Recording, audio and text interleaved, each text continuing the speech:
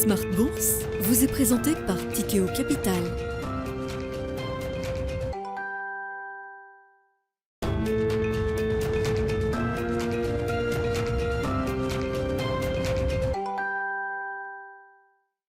C'est reparti pour Smart Bourse, votre double dose quotidienne de marché en direct sur Bismart. Chaque jour à la mi-journée, 12h30, 13h et en fin d'après-midi, la grande édition pendant une heure à partir de 17h en direct, rediffusée à 20h sur Bismart TV. Émission que vous retrouvez chaque jour en replay sur bismart.fr et en podcast sur l'ensemble de vos plateformes. Au sommaire de cette édition ce soir, le CAC 40 qui atteint de nouveaux sommets post-déclenchement de la guerre en Ukraine. Des niveaux plus de 6900 points atteints aujourd'hui pour le CAC 40 qui nous ramène sur les niveaux qu'on connaissait avant le 24 février 2022. Le CAC 40 qui entame ainsi cette deuxième semaine de l'année 2023, comme il a commencé et terminé d'ailleurs la première semaine de l'année, qui aura été une première semaine plus que solide, puisque les actions européennes ont signé leur troisième meilleure première semaine depuis 1987, avec un gain en moyenne d'un peu plus de 4%. Le CAC donc qui s'équilibre à plus de 6900 points en cette fin de séance. Vous aurez les détails dans un instant avec Alix Nguyen, au démarrage d'une semaine qui sera marquée par les chiffres d'inflation américains qui seront publiés ce jeudi à 14h30 pour le mois de décembre. On attend la confirmation d'une tendance qu'on observe déjà depuis plusieurs mois aux États-Unis, la décélération de l'inflation globale et le début d'une détente de l'inflation sous-jacente également, qui pourrait être confirmée à nouveau par ce chiffre publié ce jeudi. Et puis l'autre gros morceau qui nous animera pendant plusieurs semaines, c'est le coup d'envoi des résultats du quatrième trimestre et des résultats annuels des grandes entreprises mondiales. Ça commencera avec les grandes banques et les grandes sociétés financières américaines ce vendredi, puisque nous aurons les publications de JP Morgan, de Bank of America, de Citigroup, de Wells Fargo ou encore de BlackRock dans les services financiers ce vendredi à l'occasion de la dernière séance de la semaine. Voilà donc pour le programme. Discussion à suivre avec nos invités de Planète Marché. Puis comme chaque lundi à 17h45 dans le quart d'heure thématique, notre quart d'heure américain, nous retrouverons notre correspondant américain Pierre-Yves Dugas pour revenir avec lui sur les derniers événements évidemment au sein du Congrès américain, avec l'élection difficile et douloureuse du speaker républicain de la Chambre des représentants, Kevin McCarthy. Qu'est-ce que cette situation va engendrer comme conséquence sur la conduite de la politique économique aux États-Unis? Pierre-Yves Dugas donc avec nous en visioconférence à 17h45.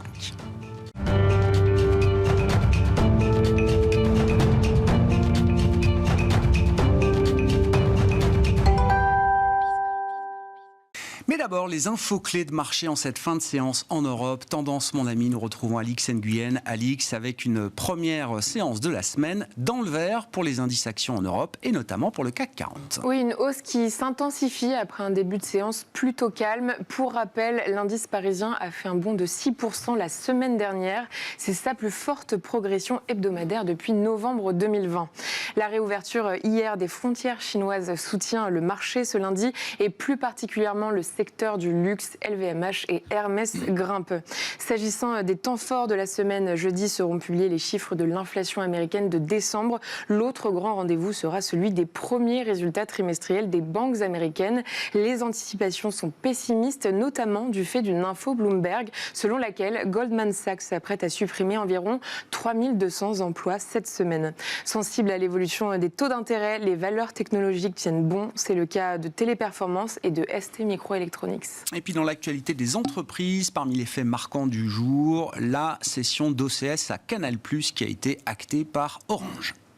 Oui, au sortir de presque 2 ans de négociations, Canal+ et Orange ont annoncé la signature d'un accord en vue de la cession par Orange de son service de télévision payante OCS et de son studio de cinéma. À l'issue de cette transaction, le groupe Canal+ deviendra l'actionnaire unique des deux sociétés. Le titre Orange recule.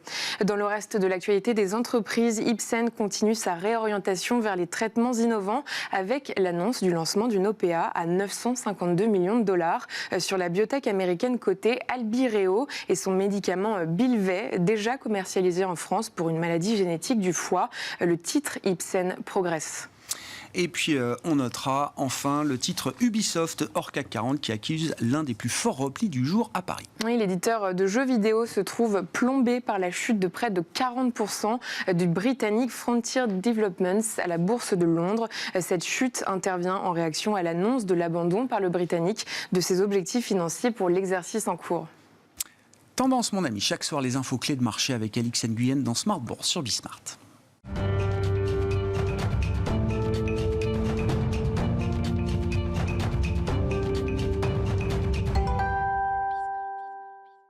Trois invités avec nous chaque soir pour décrypter les mouvements de la planète marché. Jean-Jacques Friedman est avec nous, le directeur des investissements de Vega IM. Bonsoir Jean-Jacques. Bonsoir Grégoire. Ravi de vous retrouver. Ravi de retrouver également Alexandre Taïeb à vos côtés. Bonsoir Alexandre. Bonsoir Grégoire. Vous êtes gérant chez Sycomore Asset Management et Thibaut Prébet avec nous également en plateau. Bonsoir Thibaut. Bonsoir. Merci beaucoup d'être là. Vous êtes directeur général adjoint de la financière Arbevel. Quelques commentaires, je commence par vous Thibaut, sur cette ambiance de début d'année qui profite au maximum aux actions européennes, aux actions chinoises également. Une ambiance qu'on a qualifiée dans d'autres temps de Goldilocks. Surprise à la baisse sur les pressions inflationnistes et belle résilience de l'activité jusque-là. C'est vrai, on est dans une nouvelle ère qui est intéressante, c'est-à-dire qu'on est une ère qu'on ne connaissait pas et auquel les banques centrales essaient de s'habituer, qui est l'ère du plein emploi, qui est un truc qu'on n'a pas connu depuis des dizaines d'années, sauf évidemment dans des pays comme le Japon ou l'Allemagne, dont il y a une dégradation post-seconde guerre mondiale de la natalité qui fait qu'on a eu un peu un labo de test. Et en fait, ces zones se caractérisent par le fait que la natalité a baissé de 3-4 il y a une cinquantaine d'années à 1,5 aujourd'hui en moyenne. Et donc on a de moins en moins de gens qui arrivent sur le marché de l'emploi, de plus en plus qui partent, et donc des taux de chômage qui se sont effondrés.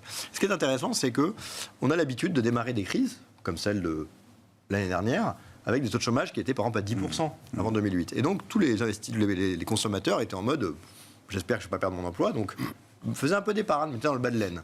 Et puis certains se faisaient licencier, et du coup, pour le coup, ils dépensaient moins. Et donc la consommation était tout de suite attaquée, ce qui crée des spirales qu'on connaît, c'est-à-dire que vous avez peur de perdre votre emploi, vous consommez moins, comme vous consommez moins, les sociétés vendent moins, comme elles vendent moins, elles licencient, etc.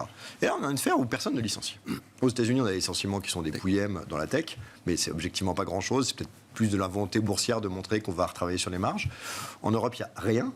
Enfin, chaque patron de société que nous rencontrons chez Financière Arbevel nous parle des deals qu'il fait avec Pôle emploi pour essayer de recycler, pourquoi pas des seniors qui étaient moins recherchés avant, les former, les garder.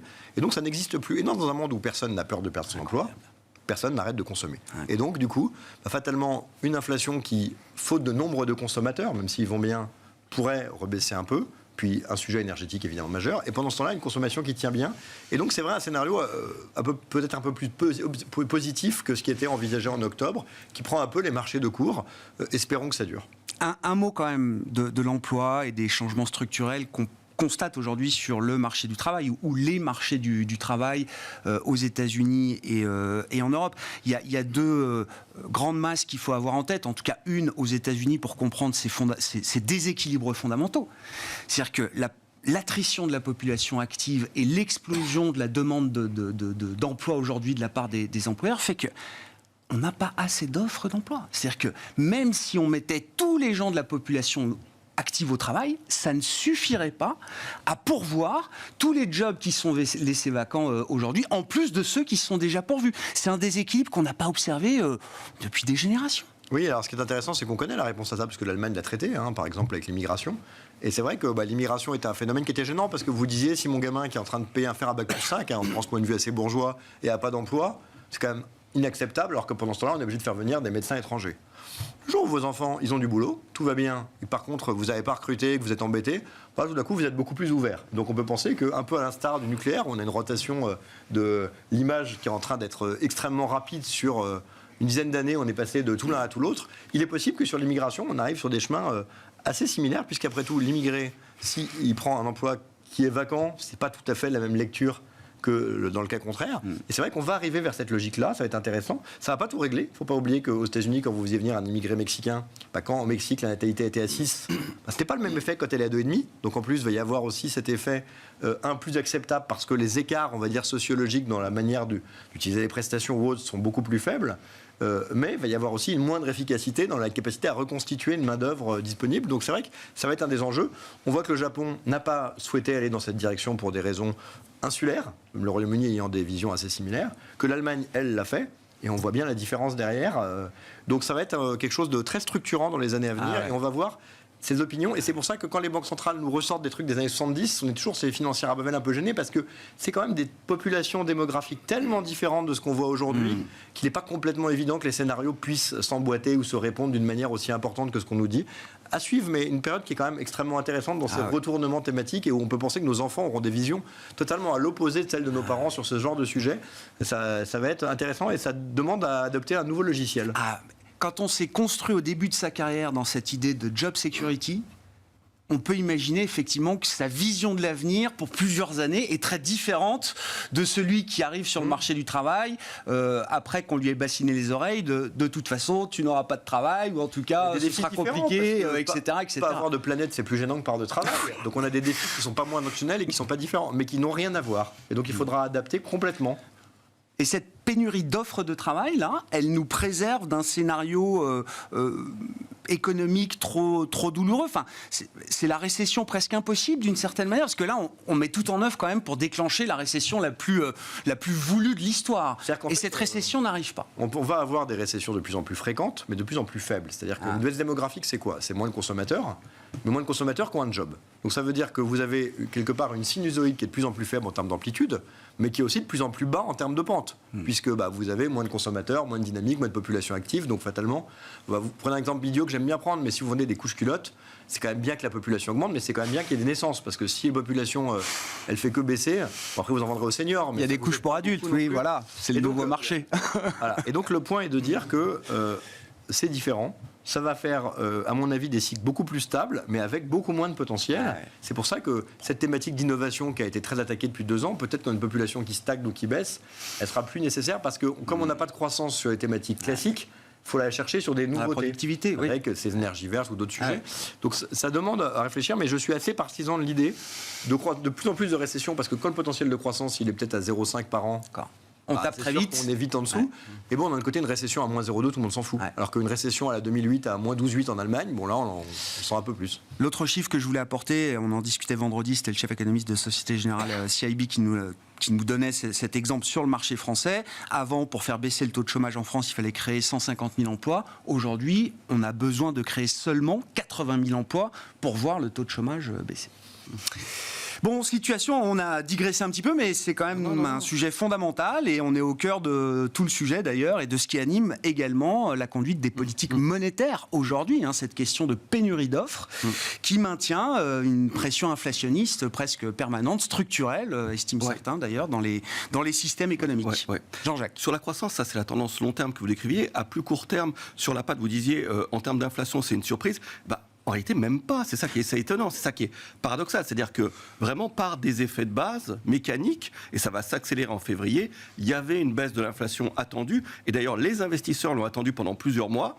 Après, ils ont un peu désespéré, ils ont lâché le morceau, mais c'est vraiment arrivé. Et la surprise, c'est vraiment en termes de croissance. Ça, c'est vrai qu'il y a une forme de résilience de l'activité. Voilà. Il y a une forme de résilience. Alors, ce qui s'est passé aussi, c'est qu'il y a cet élément fondamental, peut-être que vous décriviez, mais il y a aussi l'élément court terme, où il y a eu la période du Covid, où il y a eu quand même, parce qu'on dit toujours, l'épargne a été consommée, mais il y a eu aussi beaucoup de SICA monétaire. C'est-à-dire qu'il y a une période pendant 2 ans où il y avait l'impossibilité de consommer, et puis il y a eu quand même des salaires maintenus, et ces salaires maintenus n'ont pas été tous consommés.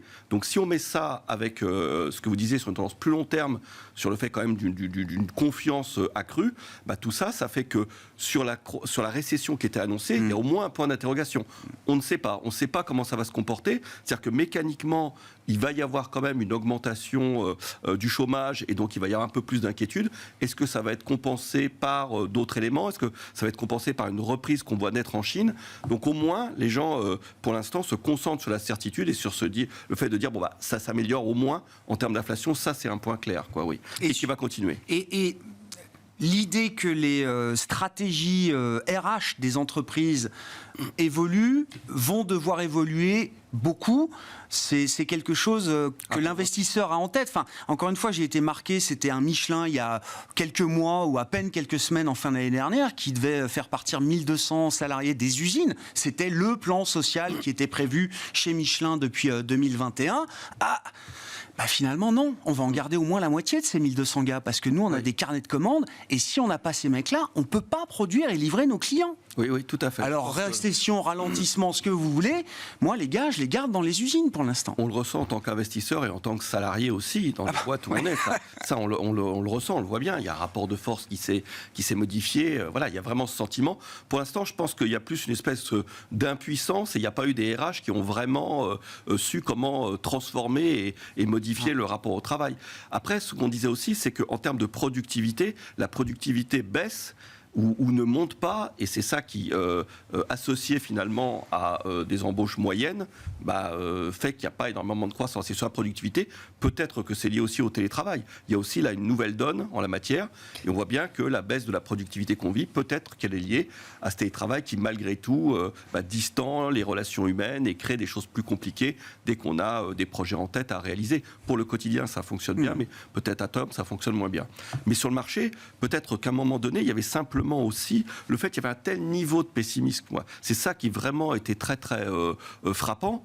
Un sous-investissement finalement des investisseurs, du positionnement, des couvertures importantes. Quand on regardait le ratio entre les puts sur l'achat et les calls, c'était vraiment à des niveaux records.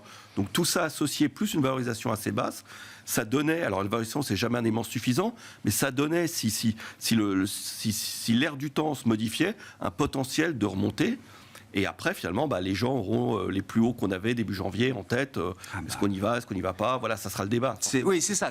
Maintenant qu'on est revenu sur les niveaux d'avant déclenchement de la guerre en Ukraine, l'objectif, c'est le sommet historique pour beaucoup d'indices.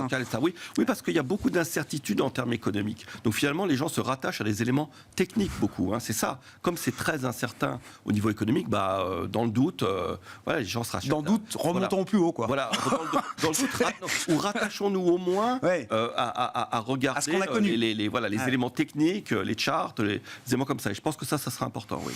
Alexandre, je reviens toujours à cette ambiance Goldilocks de début d'année, l'environnement un peu boucle d'or et qui profite très largement aux actions européennes.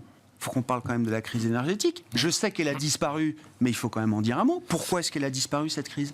Elle a disparu parce qu'il fait chaud déjà. Non, ouais. Quand même, pour simplifier un peu le propos, il fait très chaud partout en Europe. C'est la première fois qu'on a une telle vague de chaleur à cette période de l'année dans l'histoire de l'humanité. C'est vraiment la première fois.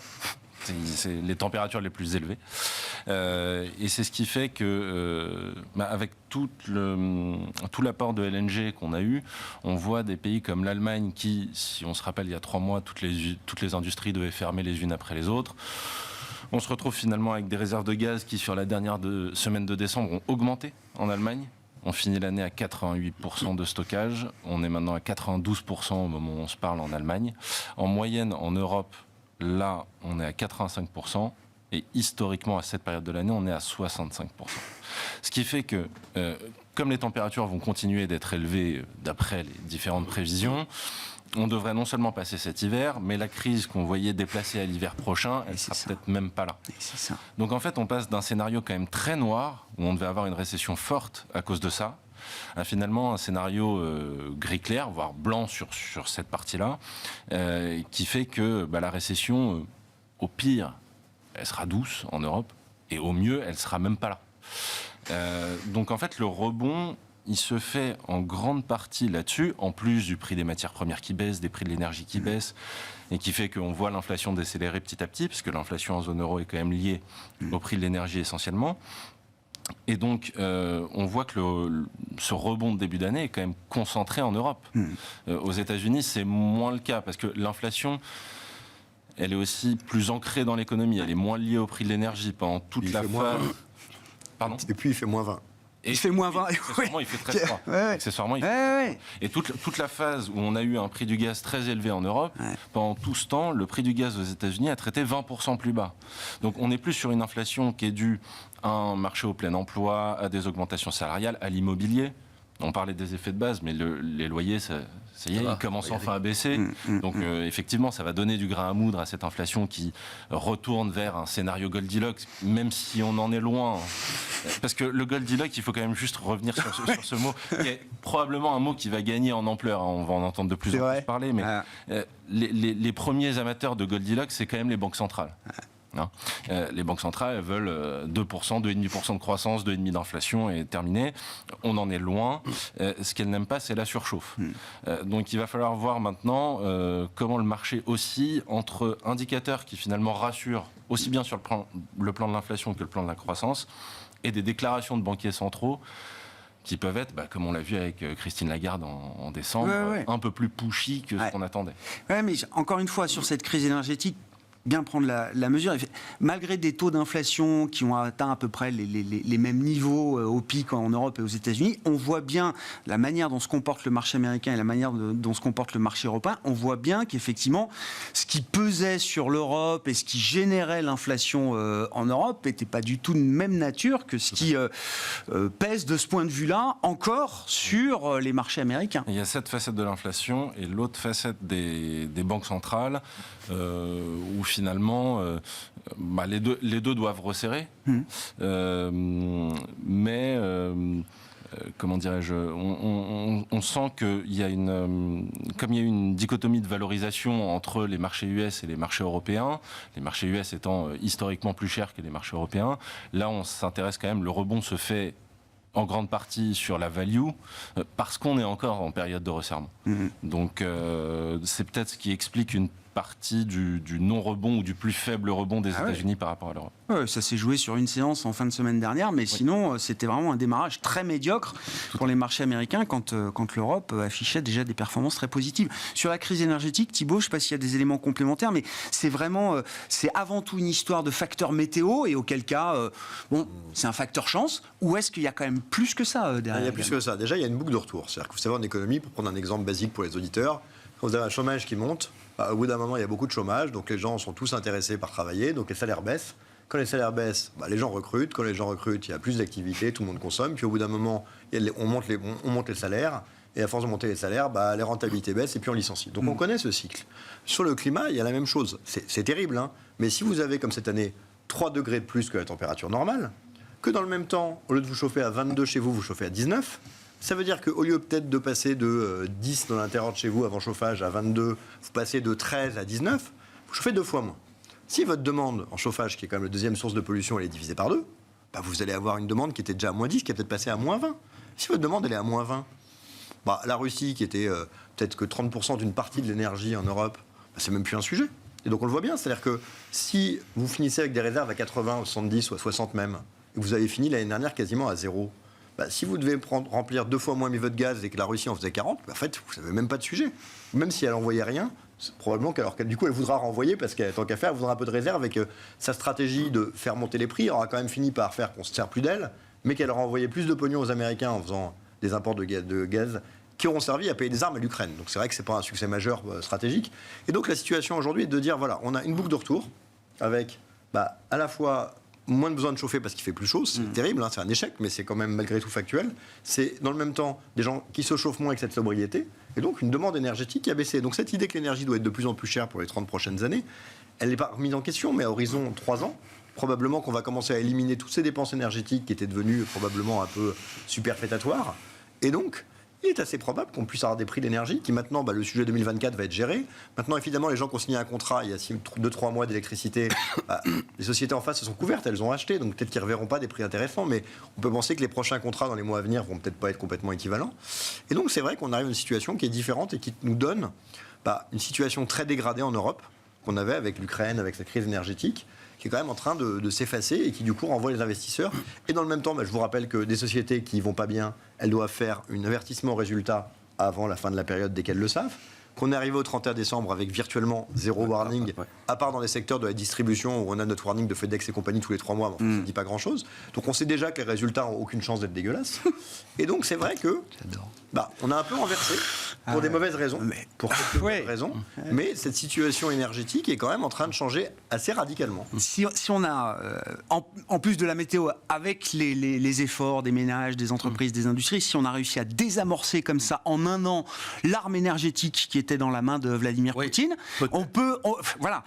est-ce qu'on peut se mettre à espérer d'une stabilisation de la situation. Alors, sur le plan militaire, évidemment, on l'espère, mais sur le front géopolitique en général, entre l'Europe et la Russie. Ah oui, tout à fait. Au moins qu'on l'anticipe, oui, c'est ça qui est important pour le marché. Il y avait ça participe de l'ambiance qui favorise l'Europe. Qui est important, c'était la réouverture de la Chine où les gérants, c'est pas nous, mais les gérants chinois qu'on connaît sur place nous disaient c'est pas parce qu'il n'y a rien eu au niveau du 20e congrès du PCC qu'il n'y aura pas réouverture. La surprise étant la rapidité, là encore, du mouvement. Mais c'était attendu. Et l'autre élément qu'on attend depuis longtemps, c'était que, si ce coup-ci, la Russie a raté finalement cet hiver 2023 et risque de rater 2024, et en plus avec un basculement sur la Chambre américaine, tout ça, ça donne l'anticipation possible de négociations. Et ce qui est important, c'est qu'un conflit n'est baissier pour les marchés que s'il se double d'une crise énergétique. C'est la crise énergétique qui prélève du pouvoir d'achat qui fait baisser le marché.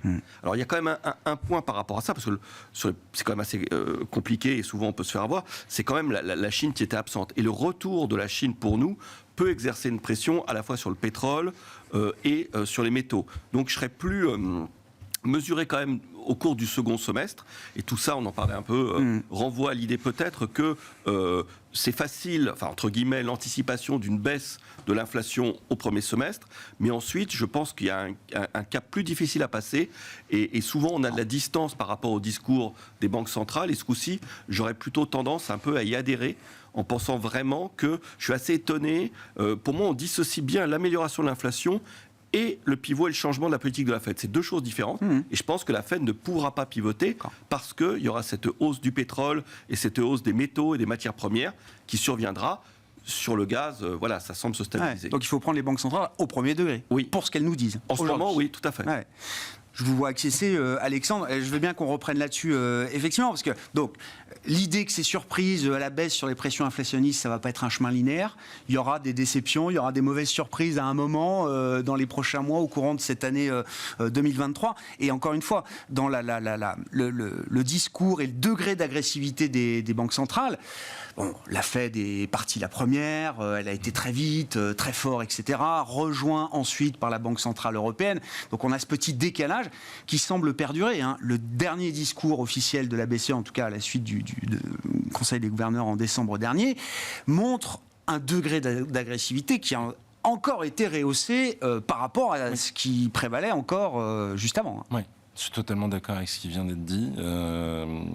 En complément peut-être sur le dogme de la BCE, du moins récemment, c'est l'Allemagne qui a parlé. Je pense que Christine Lagarde a des pressions politiques que Jérôme Powell n'a pas. Ce qui lui permet d'avoir à Powell un paysage peut-être un peu plus large, et on le voit entre deux conférences de presse de la Fed.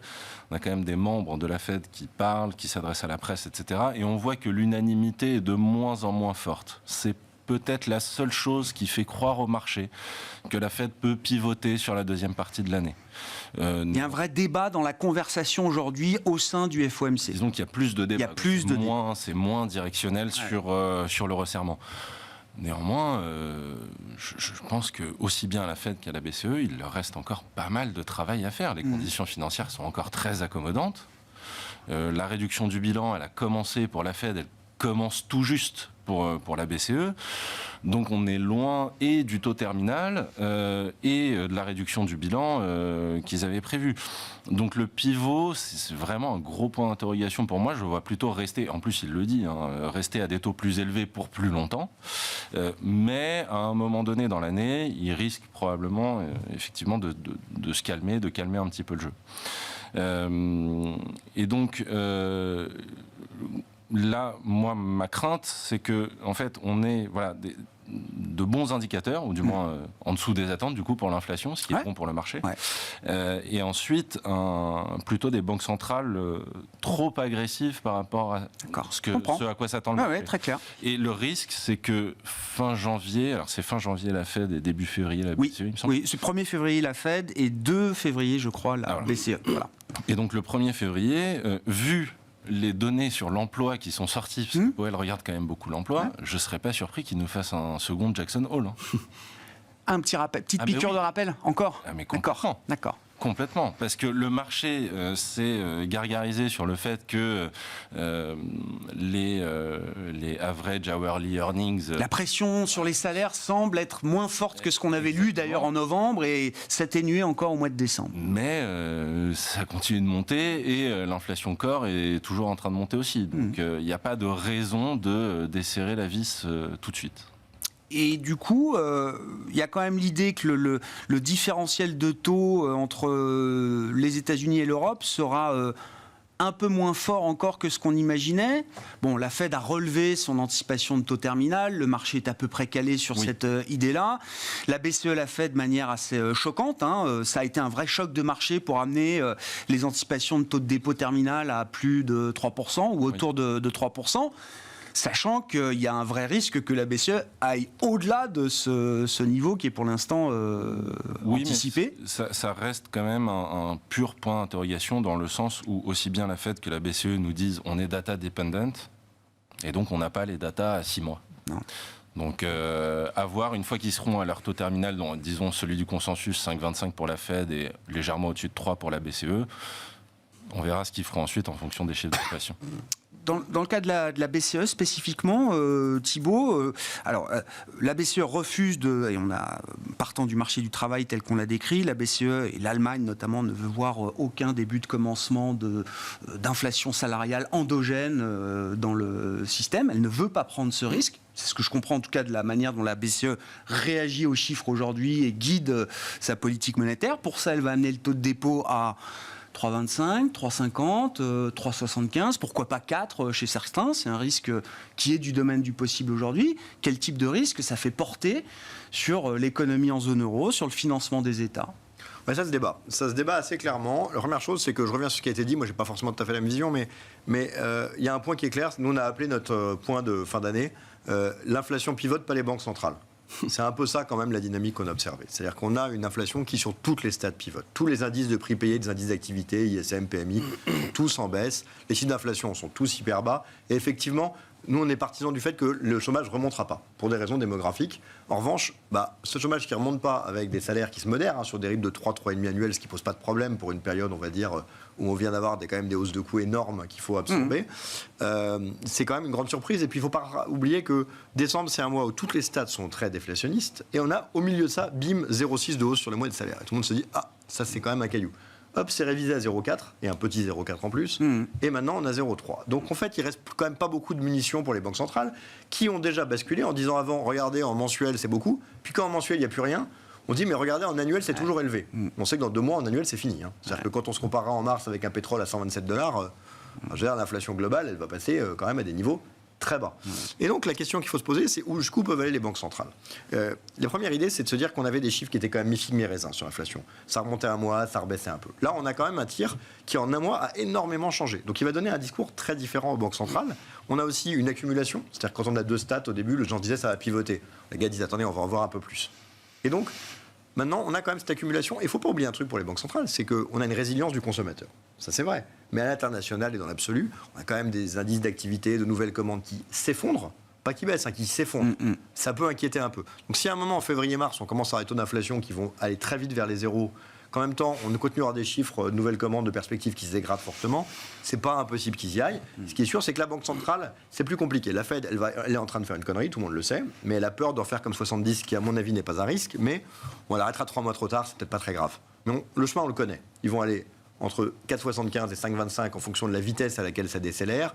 Ils vont pivoter en milieu fin d'année quand on verra qu'économiquement, il n'y a plus de sujet et qu'il y a presque plus un risque de piège déflationniste que le contraire. Quand les prix vont baisser, qu'on va voir qu'à un moment, il faut l'arrêter. Ça peut changer à cette vitesse-là. Toujours, parce que c'est des tendances. Ouais, je sais bien. Ça ne repartira pas. C'est là qu'il n'y a pas de consensus. Il y a des gens qui parlent de double top, des gens qui pensent que ça rebaisse, mais il n'y a pas de doute sur le fait que ça rebaisse. Donc vous comprenez le pricing de marché sur la Fed, vous comprenez que le marché anticipe... On est d'accord, on n'est pas d'accord, mais l'histoire, on la connaît. L'inflation européenne, on ne la connaît pas. Parce qu'on ne sait pas où va l'énergie. On ne sait pas comment la zone réagit à un bas chômage, parce qu'il n'y a jamais eu de bas chômage dans la zone, à part en Allemagne. On ne sait pas comment évolue cette guerre, les visions politiques. On ne sait pas comment Poutine vient. Si Poutine dit, mais moi je veux quand même vous vendre du gaz, même à des prix très bas, sachant que le gaz, il ne peut pas le vendre ailleurs, parce qu'il n'y a pas de pipeline entre la Sibérie et la Chine, et il faut 15 ans pour en faire un. Il y a une quantité d'inconnus en Europe qui fait qu'on ne peut pas être confortable sur un scénario, parce qu'encore une fois, si on se tapait les températures américaines en Europe actuellement, je vous rappelle que là, il fait quand même moins 45 en Russie, S'il faisait moins 15 chez nous, le scénario ne serait pas du tout le même. Donc c'est vrai qu'aux États-Unis, on peut comprendre le scénario, penser que la Fed en fait trop, mais à 2-3 mois, c'est assez consensuel. Là, on est très très dépendant même de data comme la météo qu'on ne maîtrise pas. Alors c'est tombé du bon côté, si on peut dire ça, parce qu'il y a quand même une inquiétude qui est dedans. Mais pour le reste, on ne peut pas avoir un scénario sur l'Europe parce que ça dépend. Après, ce qui est sûr en revanche, c'est que on est en train d'inventer une histoire d'une inflation intrinsèque en Europe qui n'a jamais existé et qui reste quand même très liée à l'inflation, avec quand même des coûts salariaux qui ont rebaissé, enfin en tout cas le rythme d'augmentation a rebaissé en France. Donc c'est pas très clair, ça peut s'inverser assez vite.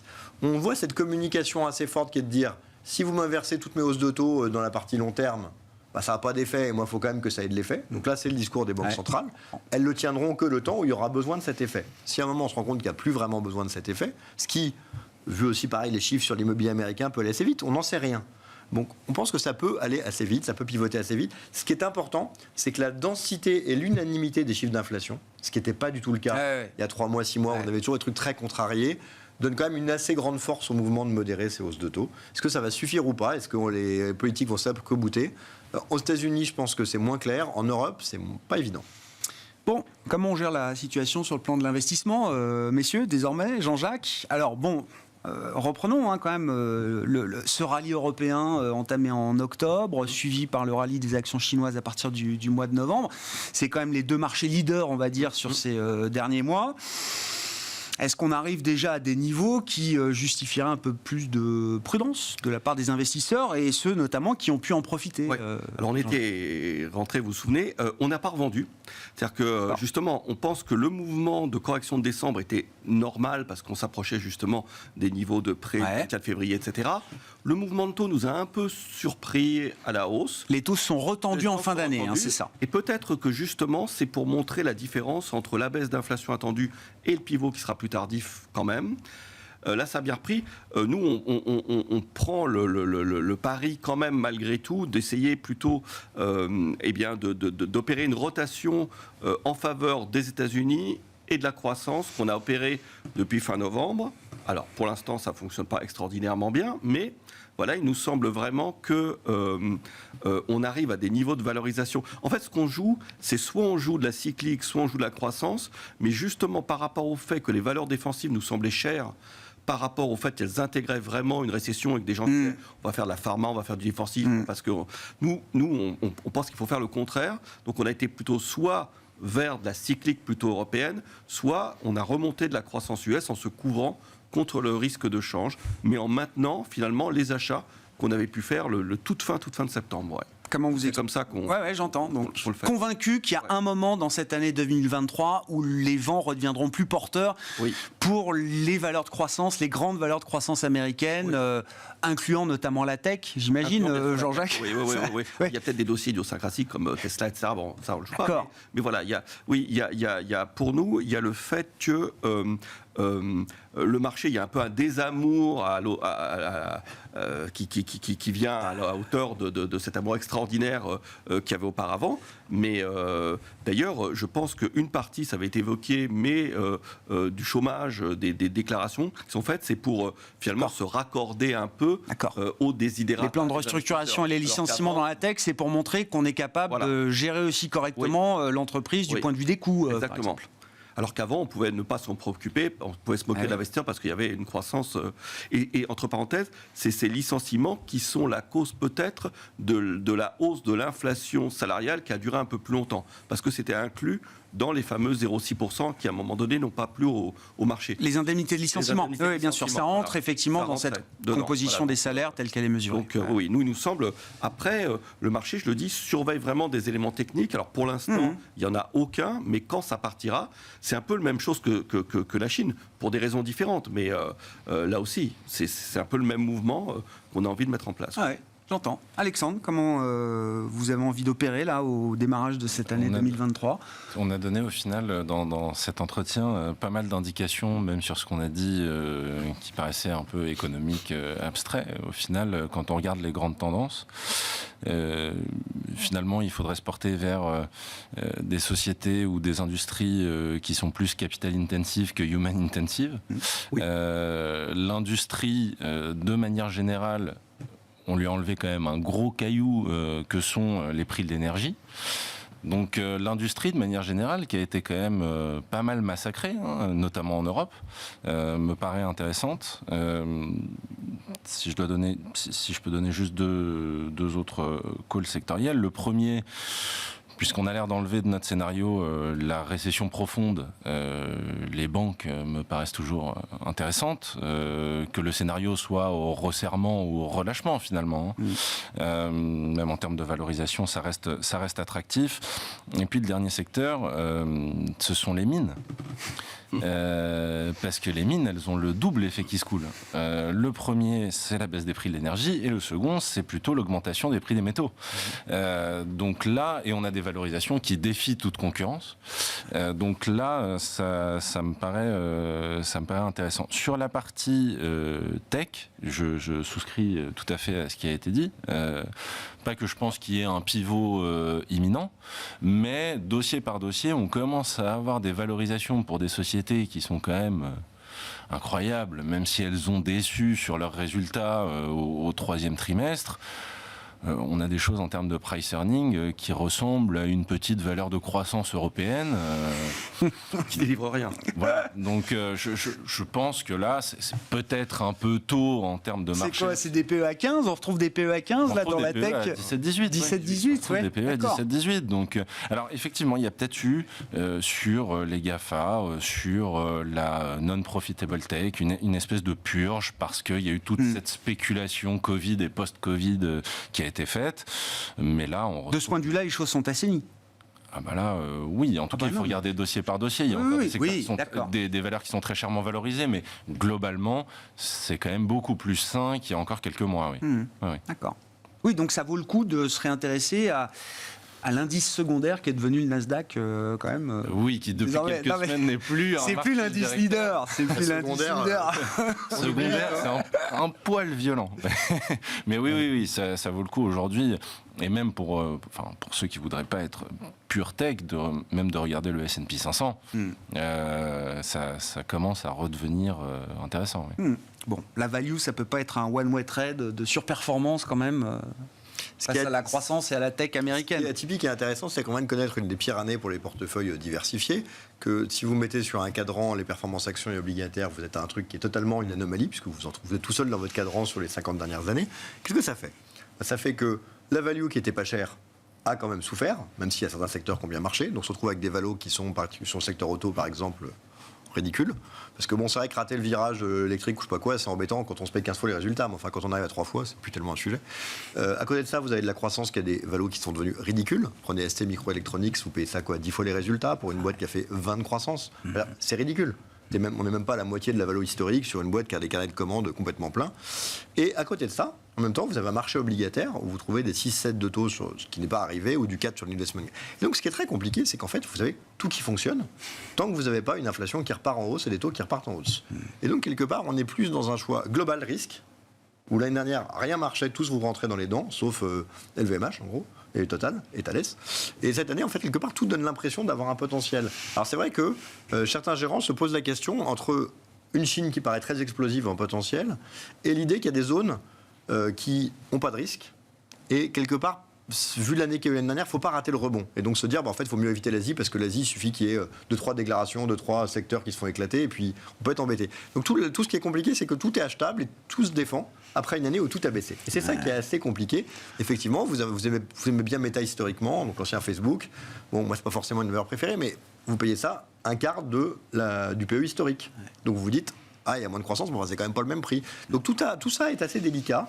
Et je pense qu'il y a à boire et à manger et que tout peut se défendre. Et j'écoute avec autant d'intérêt des très belles sociétés de gestion, un discours assez value, comme l'argument que la croissance a des prix sont complètement débiles, tout comme l'idée que l'obligataire reste maintenant un truc hyper intéressant pour des gens qui parfois... Et ça veut dire qu'il ne faut pas faire de choix quand on peut ne pas trop faire de choix forts ou de paris dans des gestions un peu globales. C'est comme ça qu'il faut opérer ou il faut quand même... C'est ces moments où, il faut être diversifié, parce que tout est bon à prendre, donc ça sert à rien de mettre tout seul le panier. Et deux, respecter son ADN, parce que c'est un moment où quand on maîtrise son sujet, on trouve des choses très belles. Et quand on veut aller sur des choses qu'on ne connaît pas, si on se rate sur un moment où tout rebondit, ça peut être assez douloureux. Donc je dirais, on respecte son ADN. Deux, on tient compte l'année dernière des gros plombs sur la tech ou sur certains secteurs qui ont été très violents, pour essayer quand même de trouver une diversification minimale, pour être sûr de ne pas rater le rebond qui commence de manière assez violente, mais qui pourrait aller beaucoup plus loin.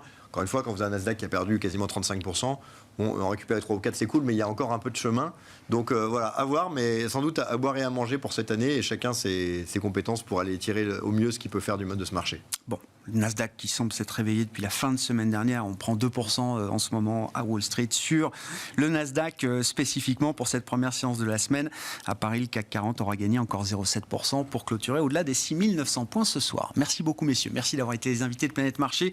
Thibaut Prébet, directeur général adjoint de la financière Arbevel, Alexandre Taïeb, analyste et gérant chez Sycomore Asset Management, et Jean-Jacques Friedman, directeur des investissements de Vega IM, étaient nos invités en plateau.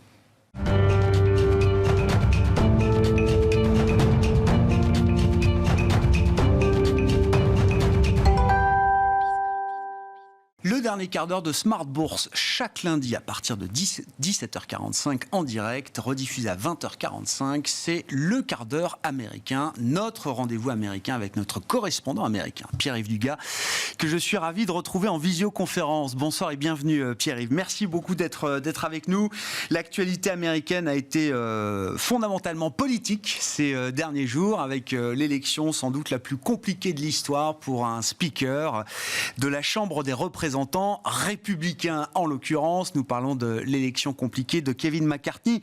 Vos commentaires peut-être sur cette situation de vote qui a été assez incroyable, je crois, Pierre-Yves, et les impacts et les conséquences que cette fracture, ce déchirement à nouveau du parti républicain sous les yeux de tous, je crois, puisque c'est filmé par la chaîne parlementaire américaine et je crois que ça a fait les délices du public américain pendant plusieurs jours. Quelles vont être les conséquences de cette fracture du Parti républicain sur la conduite de la politique américaine?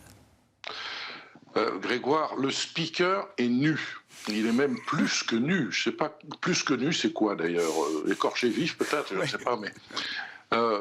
on savait qu'il y aurait un gros blocage avec ce Sénat qui est un tout petit peu plus démocrate qu'avant et cette Chambre des représentants qui est de justesse républicaine. Mais là, on a un blocage sur le blocage, c'est-à-dire qu'on a une vingtaine de républicains au sein de la Chambre des représentants sur un total de 222 députés républicains qui sont prêts à renverser la table, qui ne sont pas venus au Congrès pour faire des lois, qui ne sont pas là pour négocier des lois, qui sont là pour faire le buzz, pour faire du bruit, pour faire du populisme à tout crin. Ils ont forcé le speaker à faire un certain nombre de concessions qui ont considérablement affaibli son pouvoir et qui vont bloquer encore plus les procédures législatives traditionnelles qui déjà sont souvent bloquées par la division partisane. On voit au moins deux gros problèmes. Un problème au niveau budgétaire et un problème au niveau du plafond de la dette. Au niveau budgétaire, Kevin McCarthy a dû accepter de ne plus jamais proposer sur le floor de la Chambre des projets de loi qui augmenteraient les dépenses publiques. Il a dû promettre qu'on allait bloquer les dépenses publiques au niveau d'il y a 2 ans. Alors, un petit retour en arrière, que sont les dépenses publiques aux États-Unis? C'est assez différent du système français, je crois. Il y a 2 types de dépenses publiques sur lesquelles le Congrès n'a pas toujours le droit de s'exprimer. Il y a les dépenses publiques automatiques, qu'on appelle obligatoires, l'intérêt de la dette évidemment, mais tous les grands programmes sociaux aussi, les programmes de retraite, le programme d'assurance maladie et les indemnités chômage. Le Congrès n'a pas à voter pour approprier ces fonds, ça augmente automatiquement en fonction des critères qui ont été posés par la loi. Et c'est l'essentiel des dépenses publiques. C'est 22% du PIB, c'est pratiquement 5 000 milliards de dollars. Et puis, il y a des dépenses discrétionnaires, ce sont celles sur lesquelles le Congrès doit se prononcer, sachant qu'il n'y a pas un budget aux États-Unis, mais il y a 12 budgets, 12 lois d'appropriation. Et ces dépenses discrétionnaires ne représentent que 1 600 milliards de dollars. C'est un peu plus que 7% du PIB. On ne peut pas équilibrer le budget américain en ne s'attaquant qu'aux dépenses discrétionnaires. Il va falloir aussi, si on est sérieux en matière de réduction du déficit budgétaire, s'attaquer aux dépenses obligatoires. Or là, les républicains, même ceux qui sont à la droite du parti, ont dit on ne touchera pas au programme de retraite, Social Security, et on ne touchera pas au programme d'assurance maladie, Medicare et Medicaid. Ça veut dire que pour respecter ces engagements, il va falloir taper dans le discrétionnaire, éviter les dépenses obligatoires, et donc il va falloir toucher au secteur de la défense, qui représente la moitié des dépenses discrétionnaires. Ça nous promet de gros conflits et de grosses complications. Mais ça, c'est rien. Le plus grave, c'est le problème vraisemblable que va poser le relèvement du plafond de la dette. Alors là, on touche à quelque chose de nucléaire, à quelque chose de toxique, puisque si le plafond de la dette n'est pas réévalué par le Congrès, l'oncle Sam ne peut plus payer ses engagements et ne peut plus payer les intérêts sur ses obligations, par exemple, et c'est toute la pyramide financière mondiale qui s'écroule. Ce plafond de la dette, aujourd'hui, il est fixé autour de... il risque d'arriver à son terme fin août, début septembre, on a donc encore le temps de le voir venir, mais sans vote express du Congrès, c'est la catastrophe. Or, la droite du Parti républicain a clairement dit « Nous ne voterons jamais pour relever le plafond de la dette si nous n'obtenons pas des démocrates des concessions en matière de réduction des dépenses. » Donc c'est l'arme nucléaire qui s'applique et beaucoup de sueur froide encore sur les desks obligataires un peu partout à la fin de l'été. C'est un épisode que les marchés et les investisseurs ont déjà connu, avec alors en point d'orgue, si j'ai bonne mémoire, 2011, la dégradation du AAA américain, sur des questions effectivement de problèmes d'entente politique, sur ces questions budgétaires et d'endettement, Pierre-Yves, mais... Qu'est-ce qui peut être différent cette fois ? On sait très bien qu'à la dernière seconde de la dernière minute de la 11e heure, généralement, les choses rentrent dans l'ordre. Les choses ne pourront rentrer dans l'ordre que si une poignée de républicains centristes, il y a encore quelques républicains centristes, s'entendent avec une majorité de démocrates à la Chambre des représentants pour faire passer un relèvement de la dette. Au Sénat, c'est plus simple, parce que les sénateurs républicains, même les plus conservateurs, ne sont pas encore trop populistes. Le problème, c'est que Kevin McCarthy a promis de ne pas soumettre à un vote une loi qui augmenterait les dépenses publiques. Donc même s'il y a une majorité bipartite qui peut se dessiner pour cela, et les démocrates seraient prêts à voter pour un relèvement du plafond de la dette, puisque leur obsession, c'est d'augmenter les dépenses publiques. Les choses peuvent être compliquées. Il faudrait que Kevin McCarthy revienne sur sa promesse. Et là, une nouvelle concession a dû être faite par M. McCarthy pour devenir Speaker. Il a accepté l'idée assez délirante qu'il suffit qu'un seul des 222 républicains soit mécontent de sa performance pour soumettre une motion de défiance. Donc, beaucoup de complications, beaucoup de lenteur dans les projets législatifs au cours des prochains mois. Sur le front de l'inflation, Pierre-Yves, la semaine va être importante. Tous les mois, on a les estimations d'inflation, évidemment, pour les États-Unis, en l'occurrence, en ce qui nous concerne. Le chiffre du mois de décembre sera publié ce jeudi à 14h30. Pierre-Yves, sachant qu'on est en train quand même d'accumuler les mois de désinflation aux États-Unis, je rappelle que le pic de l'inflation globale a été atteint à plus de 9% sur un an en juin 2022. Ça va mieux. On va probablement, si tout se passe comme on l'anticipe, avoir un noyau dur de l'inflation mesuré par l'indice des prix de détail. Jeudi, en dessous de 5% au cours des 12 derniers mois, avec un CPI, toute catégorie confondue, en dessous de 7%. Ce qui amène, on l'a vu un petit peu au cours des derniers jours, le marché à avoir davantage peur de la récession que de l'inflation aujourd'hui. On a moins peur de l'inflation. J'ai deux pensées très puissantes que je vous encourage à noter et vous reviendrez vers moi dans quelques mois si je me suis trompé. La première, c'est oui, c'est vrai, on est en période de désinflation, on a vu le pire. Mais qu'est-ce qu'on fait si en 2023, l'inflation, elle baisse, mais elle s'arrête autour de 4%, 3,5% même. L'objectif de la Fed, tel qu'il a été répété depuis plusieurs semaines, c'est de revenir autour de 2%. La désinflation, favorisé par la baisse des prix du pétrole depuis quelques semaines. C'est une très bonne chose, tout le monde s'en félicite, mais ça ne veut pas dire qu'on est en train de revenir à 2%. Les choses peuvent se compliquer. Je vois le mal partout, me direz-vous. L'autre pensée puissante, je pense que Jay Powell, le patron de la Fed, veut rentrer dans l'histoire comme celui qui aura cassé l'inflation. Et il ne veut surtout pas rentrer dans l'histoire comme celui qui s'est trompé 2 fois. Une première fois, on l'a beaucoup critiqué pour avoir sous-estimé la vigueur du décollage de l'inflation, et une deuxième fois, en 2023, s'il sous-estime que... s'il considère que l'essentiel de la désinflation s'est produite et qu'il arrête trop tôt sa remontée des taux. Il est, du point de vue de son entrée dans l'histoire et dans la légende, déclencher une petite récession pour lui n'est pas quelque chose de grave. Il serait beaucoup plus grave, d'ailleurs il le dit en ces termes, il serait beaucoup plus grave de se tromper à nouveau sur l'inflation. Bon, alors au-delà du chiffre de jeudi, effectivement, le prochain rendez-vous pour Jérôme Powell, ce sera 31 janvier, 1er février, avec le prochain comité de politique monétaire de la Réserve fédérale américaine. On était resté sur une hausse de taux de 50 points de base en décembre dernier, après 4 fois 75, on s'en souvient. L'idée qui prévalait à l'époque, c'était que la Fed allait pouvoir passer ensuite de 50 à 25. Cette idée-là, elle n'est peut-être pas encore totalement acquise en prévision du prochain meeting, si je comprends. Non, il y a un horrible petit détail, c'est que le marché du travail continue d'être extrêmement fort, que la pénurie de main-d'œuvre sévit toujours, elle s'apaise à peine, que les chiffres des créations nettes d'emplois du mois de décembre ont été excellents.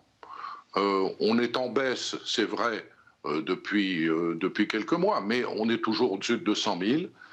Et que la Réserve fédérale est convaincue que tant que le marché du travail va être aussi dynamique, on aura une pression sur les coûts salariaux qui va entretenir de l'inflation sous-jacente. Et si j'étais Jay Powell, thank God, je ferais 0,5. Ça serait un moyen pour lui d'établir à nouveau sa crédibilité, même si entre nous, qu'est-ce que ça change, 0,5 ou 0,25 pour l'économie américaine à très court terme? Pas grand-chose, ça change pour les gens qui prennent des paris sur le marché obligataire. Mais pour la conjoncture américaine, ça ne change pas grand-chose. En revanche, en termes de crédibilité pour la Fed, rester à 0,50 en disant le marché du travail est encore trop tendu, l'inflation n'a pas encore baissé de manière suffisante, je pense que c'est un message crédible. Je peux me tromper, bien entendu. Bon, on aura encore quelques temps, effectivement, pour voir comment le marché s'ajuste avant cette décision de la Fed du 1er février. Et d'ici là, jeudi 14h30, l'inflation américaine pour le mois de décembre, qui sera le chiffre du jour, bien sûr, et l'un des grands chiffres de cette semaine. Merci beaucoup, Pierre-Yves. Pierre-Yves Dugas, qui était avec nous, comme chaque lundi, 17h45 en direct, rediffusé à 20h45. Vous retrouvez évidemment le replay et le podcast dans la foulée. Le quart d'heure américain, chaque lundi dans Smart Bourse, avec Pierre-Yves Dugas, notre correspondant américain.